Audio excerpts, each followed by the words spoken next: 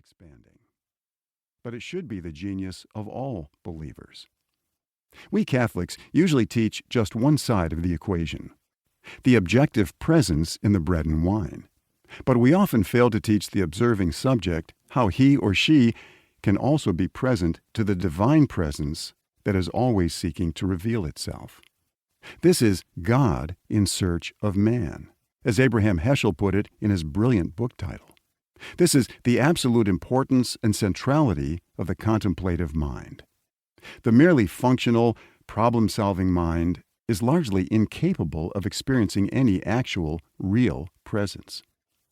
It is no surprise that David is a teacher and exemplar of such contemplative seeing and listening.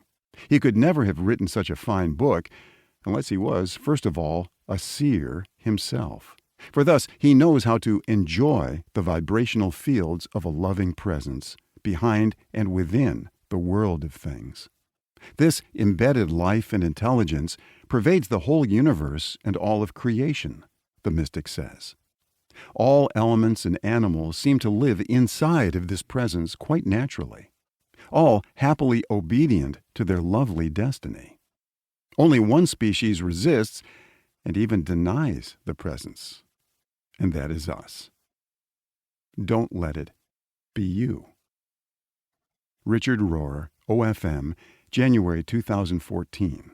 Center for Action and Contemplation, Albuquerque, New Mexico. Preface. Far from being merely a topic that I chose out of a desire to write another book, what follows is the fruit of a haunting interest that chose me over 40 years ago. I've been pondering the nature of presence and encounter since first reading Martin Buber's I and Thou as a university student. His assertion that all real living is meeting struck a deeply resonant chord in me.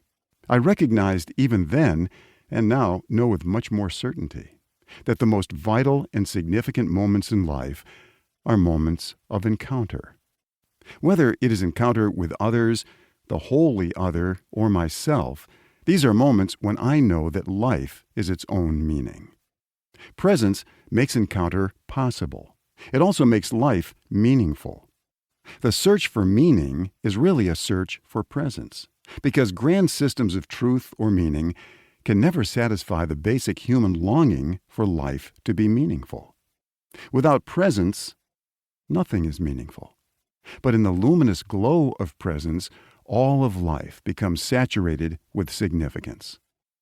Only in presence can we encounter anyone or anything.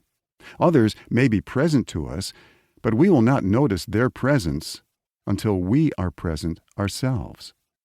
Once we are truly present, everything that has being becomes potentially present to us.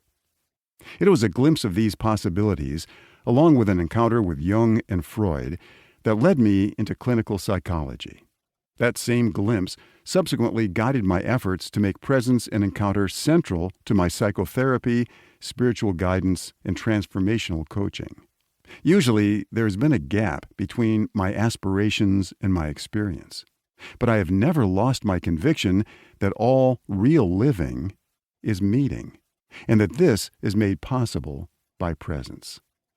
Yet instrumental applications of these powerful dynamics miss the point that in order to truly unpack transformational potential, presence must be a way of living, not merely something we attempt to do.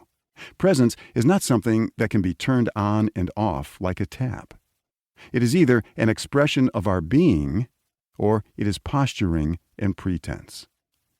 Ultimately, we can no more control presence than we can control our being. Presence and being are so beyond our control that we are unable to even adequately define them.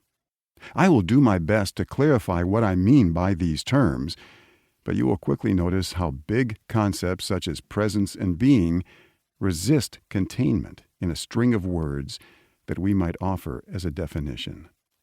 When I speak of being or presence, I refer to God. Naming the deity in these ways reminds us that neither names nor definitions contain reality, but merely and imperfectly